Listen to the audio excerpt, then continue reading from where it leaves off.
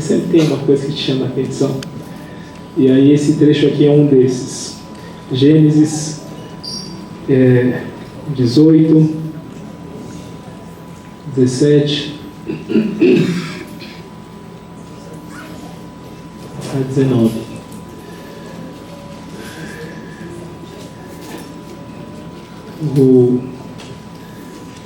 Uma pena às vezes que a gente começa assim, trecho no meio, né?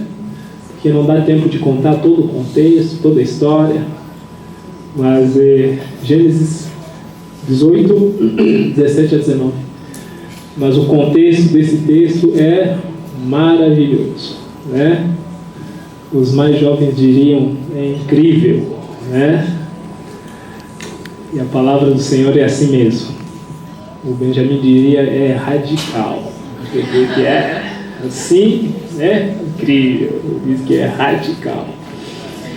Por quê? Porque o Senhor veio, é isso que o texto diz, ele veio e foi encontrar com Abraão. E interessante é que eles estavam em 3, né? E aí ele vai lá falando com Abraão. O texto diz que foi o Senhor, né, que foi lá. E ele estava indo para destruir Sodoma e Gomorra. E aí ele parou, e aí Abraão convidou para a casa dele. E Abraão já tinha tido um encontro com o Senhor, também nessa época. E aí tem todo um contexto ali, maravilhoso. Eles comem, Abraão recebe eles muito bem. Deus comeu na casa de Abraão. Por isso que é incrível, né? Maravilhoso. E aí o Senhor, na hora de ir embora, parou. Ele diz, será que ocultarei a Abraão o que estou para fazer? Que estava indo para destruir Gomorra, né? Sodoma, será? O Senhor sentiu, sim, constrangido, né? E aí ele continua dizendo, visto que Abraão certamente virá a ser uma grande, poderosa nação, e nele serão benditas todas as nações da terra. Isso é maravilhoso porque Abraão não tinha nem filho, né? Quando o Senhor está falando isso. Mas isso aí já estava bem, né, resolvido quanto o Senhor já tinha escolhido ele, já tinha chamado a descendência dele, já tinha constituído ele pai da fé, já estava tudo resolvido, ele não tinha nem filho.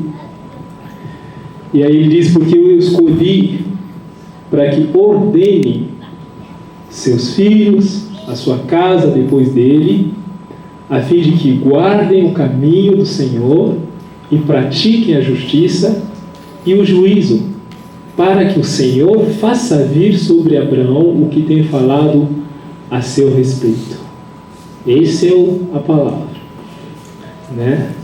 Deus está dizendo, por isso que não posso esconder para ele. Olha, eu já escolhi ele, né? Para que ele ordene a sua casa, né? Para que ele trabalhe direitinho nos seus filhos, na sua casa, para que eles possam guardar o meu caminho, para que eles possam praticar o que é justo, o que é sábio, o juízo, e aí para que tudo que eu falei a respeito dele possa acontecer. Então, Abraão era um homem grande aí, não por si, mas estimado pelo Senhor. Então esse texto, sempre que eu passo ali, eu paro, faço um comentário, passo e tal. E aí, esses dias o Senhor falou comigo, de novo, ali nessas palavras-chave, né? Ordenar seus filhos e a sua casa, né? Essa é a primeira parte aí do texto que o Senhor falou. Eu escolhi Abraão para que ordene a seus filhos, a sua casa depois dele, a fim de que guardem o caminho do Senhor, pratiquem o que é justo e juízo, para que o Senhor faça vir sobre Abraão o que tem falado a seu respeito. E então Deus chamou Abraão para ordenar a sua casa, né? E aí essa palavra já vem, né? Forte. Quem precisa de ordem aí na sua casa? Na sua vida? Quem precisa de ordem aqui? Deixa eu ver. Eu estou levantando a mão porque eu preciso também.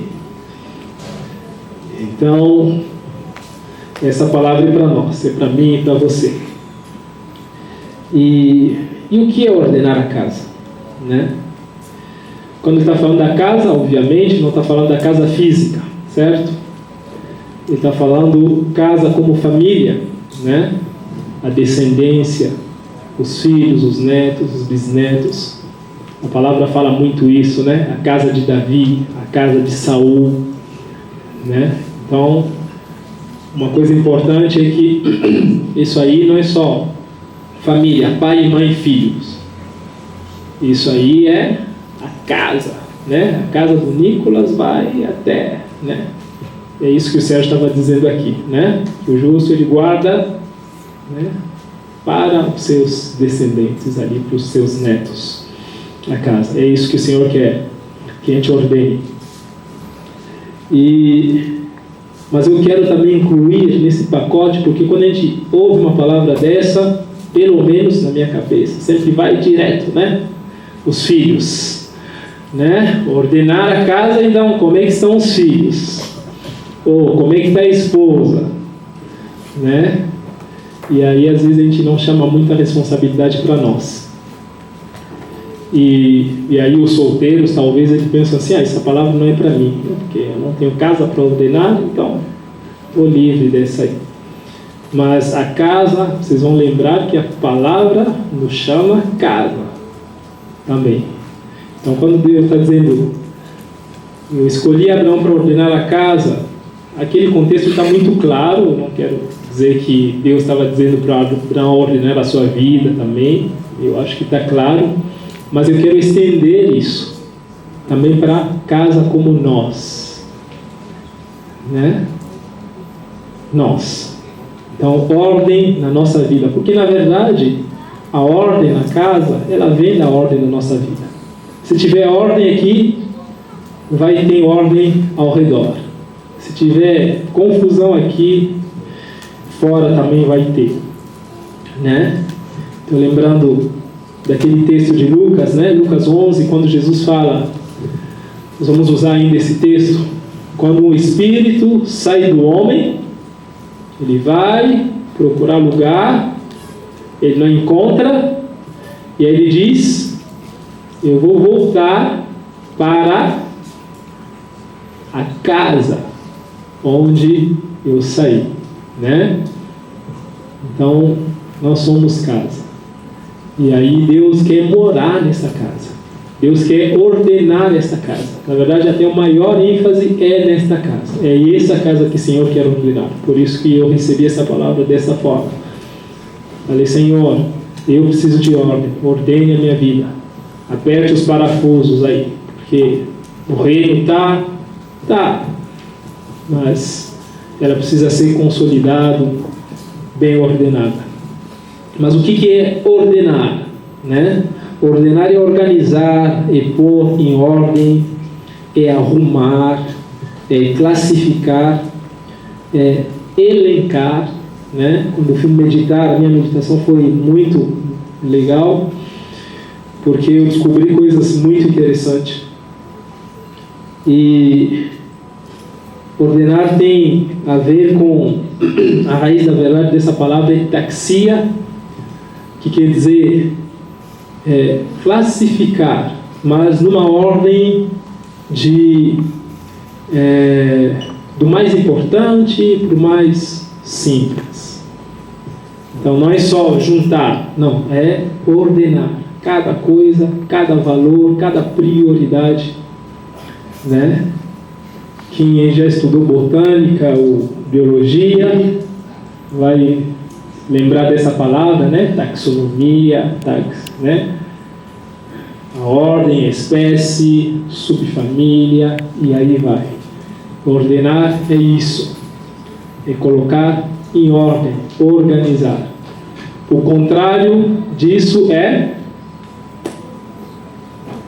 bagunça, né? Confusão, né? E aí eu não estudo a palavra, mas eu dou uns mergulhos assim, vamos dizer assim, leve. E Deus é Deus de ordem, certo? 1 Coríntios diz isso. Porque Deus não é Deus de confusão. E essa palavra confusão é bagunça, mas é falta de domínio, falta de... é uma anarquia. Na verdade, essa palavra era usada para dizer, olha, há um levante, há um tumulto, há uma rebelião. Quando diz confusão, é isso. É falta de governo. Então, a ordem tem a ver com o governo. A gente já sabe qual governo é. É o governo de Deus, é o reino de Deus. Né? Deus quer pôr a ordem na nossa casa. Ele quer firmar, consolidar o seu reino. É isso que Deus quer. É isso o primeiro ponto. Quando eu estava pensando, nós falamos, eu preciso de ordem. E se o Senhor dissesse, ordene a sua casa, vida, ou ordene a sua família, por onde que você começaria? Com o que você começaria? Está pensando aí na cabeça? Já sabe? Pedro já sabe.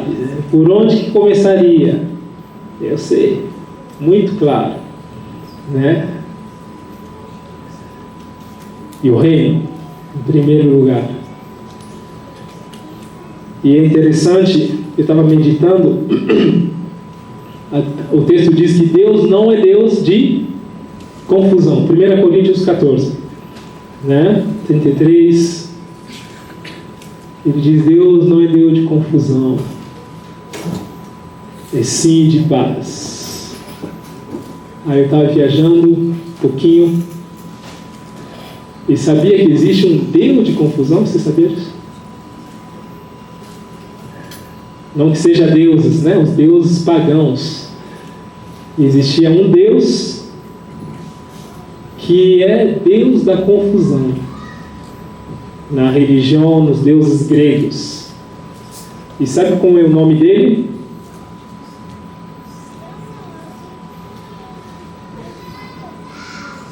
Caos.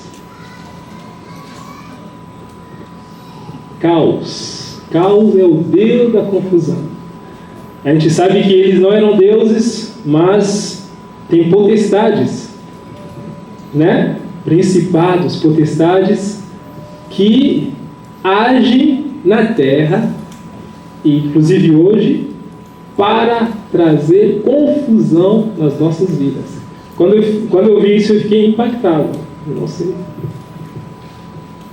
É caos. E o que se segue é mais impactante ainda. Sabe o que quer dizer caos, esse nome? Porque é um nome grego.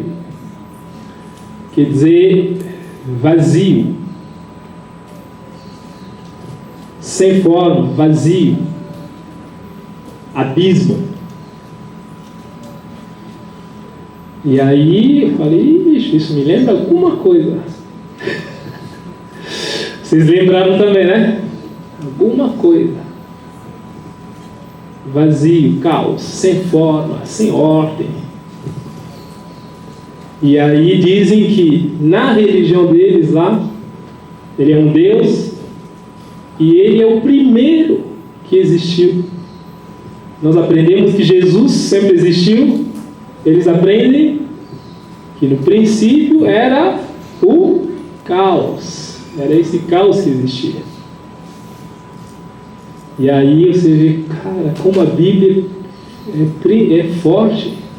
Porque Gênesis 1, 2, ele diz, no princípio, Deus criou o céu e a terra era sem forma e vazia. E o Espírito do Senhor pairava sobre a face do abismo. E aí o que Deus fez? Deus disse, haja luz. Acabou com o caos. Pela palavra do Senhor. Isso aqui não é só conhecimento. Eu estou trazendo isso porque você está entendendo que a solução já para a nossa vida, qual que é? Para acabar com o caos. Haja luz e a palavra. Se o Senhor proferir a palavra dele, esse caos da nossa vida, ele vai embora. Se o Filho, a palavra encarnada, ele habitar em nós, não há espaço para o caos. Quando Jesus entra na nossa vida, quando o reino está estabelecido, a ordem chega. Então nós somos contrários de palavra, é realidade espiritual. Então aquela imagem, vamos dizer assim, meio romântica que a gente tem da criação, Deus disse, haja luz, e veio a luz. É uma batalha. Deus já saiu vencendo. Ele já saiu triunfando.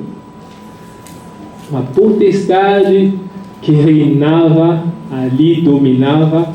E aí Deus com a palavra, nós sabemos quem é a palavra, certo?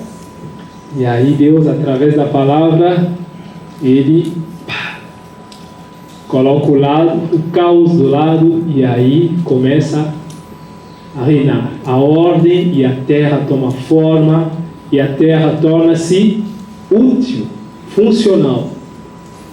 O reino de Deus faz isso. O Filho, porque essa mesma palavra, ela veio depois, não foi isso? Encarnada, manso e humilde, certo? Você olha para ele, não dá nada, né? Como alguém dos que os outros se escondiam o rosto, e tinha nem forma, nem beleza, nem formosura que nos atraísse, mas ele é o Verbo, o Rei, que agora veio para remover também esse caos das nossas vidas. Então, aonde não tem o reino de Deus, aonde não tem Jesus, automaticamente reina o caos. Não apenas uma palavra, mas uma força espiritual. E aí isso é tão real, eu fiquei impactado e meditando nisso. Isso é tão real, que voltando para aquele texto de Lucas 11, eu não sei se eu mencionei, né, esse texto, de Lucas 11, quando ele diz, quando o Espírito sai do homem, ele vai, ele procura, ele não acha lugar, ele volta, ele encontra aquela casa adornada e tal, mas vazia, sem dono. E aí ele, aí ele vai pegar outros 7 espíritos piores do que ele, e vem e entra naquela casa e diz que o estado daquela casa se torna pior do que era antes, né? Por isso, essa ordem que o Senhor está falando aqui não é uma ordem organizacional meramente, porque sou bonitinho, né? Coloco os bilhetinhos aqui, agenda e tal, aquela coisa. Isso faz parte, isso vai se refletir como vida do Senhor também. Mas se essa ordem tiver só esses coisinhas e ela for vazia, aí, né, vai ser complicado, porque quem vai reinar vai continuar o caos, o vazio. E aí vem qual outro potestade que pode vir aí? Orgulho. O orgulho vem nessa ordem aí que eu tenho, né, mais ou menos. Agora eu estou me achando, né? Vem a vaidade, talvez, né? E aí você pode fazer a lista ali. Mas se essa casa for ordenada, e aí tem a palavra ali habitando, essa casa tem dono. Amém? Essa casa tem dono. E o dono é ninguém menos que alguém que destronou caos. É o Senhor, é a palavra. Então, eu estava meditando, já viajando com muita coisa, e é interessante que o Senhor nos traz sempre para o básico. Ele nos traz para o básico. Ele diz, o meu reino. Quando ele está falando para Abraão, ordene a sua casa, os seus filhos, para que eles possam guardar o meu caminho, para que eles possam praticar a justiça, para que eles possam praticar o juízo. Ele está falando do reino. Essa é a primeira coisa. Quem não tem Jesus consegue guardar o caminho? Consegue até disfarçar um pouquinho, mas não consegue. Né? A palavra já diz como o jovem pode guardar o seu caminho. Né? Salmos, né? 119. Observando de acordo com a palavra do Senhor. Sem Jesus pode-se praticar justiça? Não. Sem Jesus pode ter sabedoria? Pode ter esperteza, talvez, né? Porque aí no mundo a esperteza é como se fosse sabedoria, mas não é. Então, o reino. Ah, mas o reino já tem. O Senhor quer que o seu reino se estabeleça, se consolide. Consolidar, a melhor tradução para mim, para consolidar, é apertar os parafusos. Né? Não é assim que se monta os móveis? Você monta, coloca parafuso aqui, coloca aqui, está pronto já? Pode usar? Né? Tem que apertar os parafusos. Né? Então o reino, às vezes, tem reino, mas ele precisa ser consolidado, precisa ser fortalecido. Eu gosto, já comento aqui algumas vezes, né, daquele texto de Atos 2:36, que ele diz, Pedro pregando sobre o reino de Deus, e ele diz, esteja absolutamente certa, pois a casa de Israel, que aquele Jesus que vos crucificaste, Deus o fez Senhor e Cristo. E esse texto para mim quer dizer o seguinte, que fique bem claro para você e para os outros, de quem governa na tua vida, de que existe um chefe, de que existe uma lei na minha vida, que me domina, eu não consigo sair dela. Ah, mas isso, se você me perguntar, mas isso aí é tua vida, é isso aí? Eu vou dizer, não, eu preciso de ordem, preciso que os parafusos sejam apertados em diversas áreas. Mas eu estou trazendo isso para que nós vamos juntos, porque o reino de Deus é o que garante que, né, nós no retiro, com jovens, o Senhor nos trouxe essa ênfase, né, de gerações, de descendência. Então é o reino de Deus que garante que haja essa justiça, esse juízo, não só em nós, mas nas gerações. Amém, irmãos? Então a solução é o reino de Deus. E o Senhor já nos deu dicas de sobra, né? E eu vou compartilhar mais algumas, é uma palavra pequena mesmo, eu vou compartilhar mais alguns textos.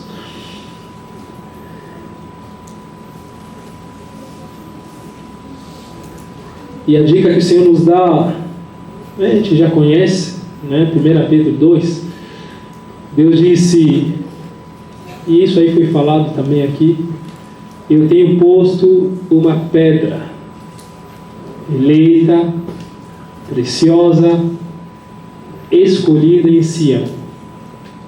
Né? O Senhor está dizendo, edifique a sua casa sobre ela. Alguém falou isso, várias pessoas até, ou não sei se o Sérgio, quando ele estava conversando de manhã também. Essa é a solução. Edifique a tua casa sobre essa pedra. Essa pedra é eleita, é preciosa. Essa pedra é Jesus, é o Rei. Só que ela também é pedra de de quê? De tropeço. Rocha de ofensa. Vocês entendem essa parte? Não dá nó na cabeça de vocês? Dava bastante na minha cabeça também. Né? Mas para que os que se perdem, aqueles que ainda, né, tem aquela luta, quer obedecer, mas não quer. Aí quando se fala da palavra, quando se fala de Jesus, quando se fala do governo, é um incômodo, é uma ofensa. Mas não tem o que fazer, graças a Deus, porque é a pedra de esquina, é a pedra angular. A casa que tem chance de permanecer é só a casa que for edificada sobre ela, né? Está prestando atenção, a tia Zilda orando durante a adoração, a gente vai ouvindo o Senhor para confirmar, né? E aí eu estava, não há outra rocha, eu adorando aqui, não há outra rocha, Senhor. E aí ela, Senhor é a rocha, não há outra rocha, né? 1 Coríntios diz que não há outro fundamento, né, a não ser a qual que já foi posta. Acho que 1 Coríntios 3, né? Então, essa é a solução. Essa palavra veio para mim para perguntar para mim como é que está essa casa, como é que está o reino. Essa casa está firme na rocha, está bem edificada. Esses parafusos estão bem ajustados. Precisa, claro que precisa. Mas então vamos lá, vamos buscar o Senhor, para que Ele possa nos ajudar a firmar essa casa. Não tem, felizmente, né? A gente não pode dizer infelizmente. Felizmente não tem outra opção. Então essa é a primeira parte aí. Deus quer que Abraão ordene a sua casa. E aí, se nós estivermos firmados nessa rocha, nós temos possibilidade de praticar justiça, de guardar o caminho, de ter o juízo. Aleluia. E aí, na segunda parte, voltando para Gênesis, né? Gênesis 18, 19.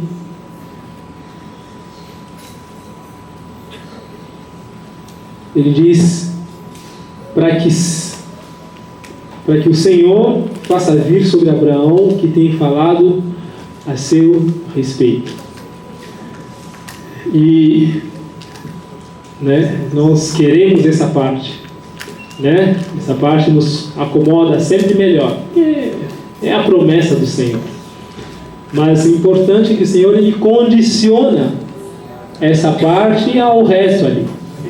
Ele diz para que venha sobre Abraão o que Deus tem falado sobre ele, a respeito dele, ele precisava ordenar a sua casa.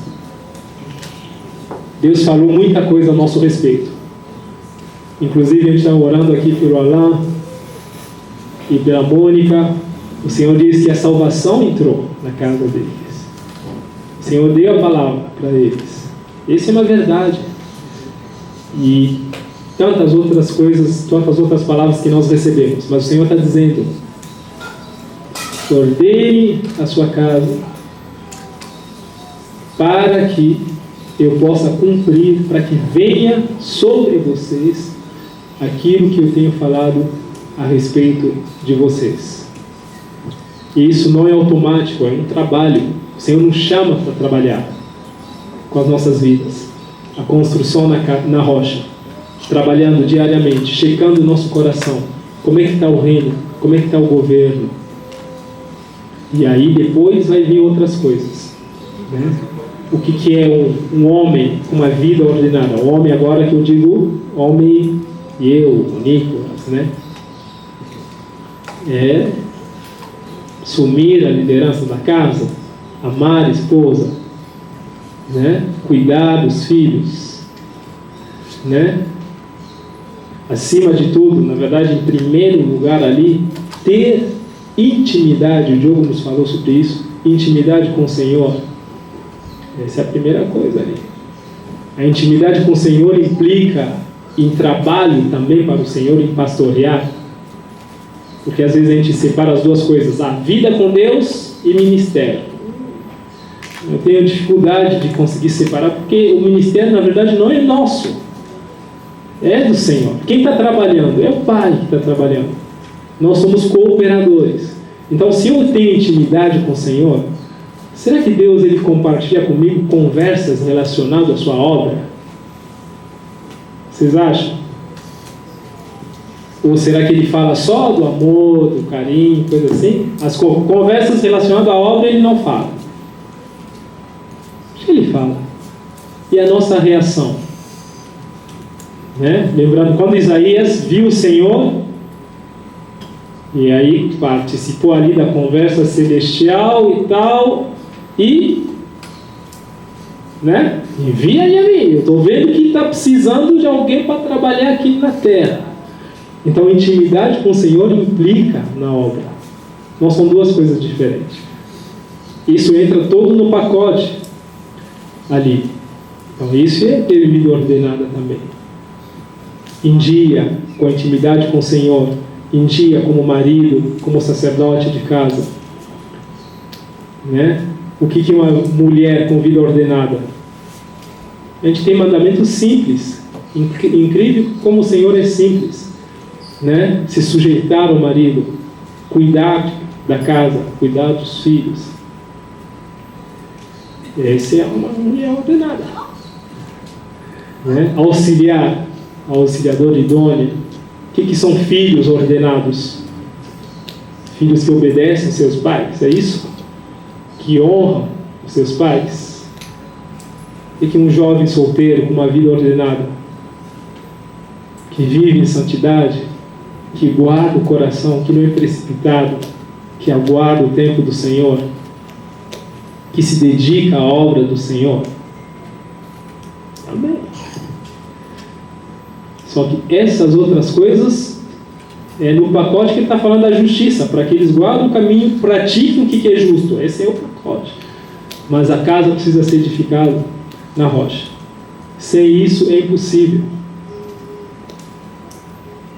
Né? Mas com isso nós vamos praticar. Então eu fico animado com a promessa do Senhor. E ela é específica para cada um. Mas o Senhor ele diz: olha, essa promessa vai vir, mas você precisa trabalhar.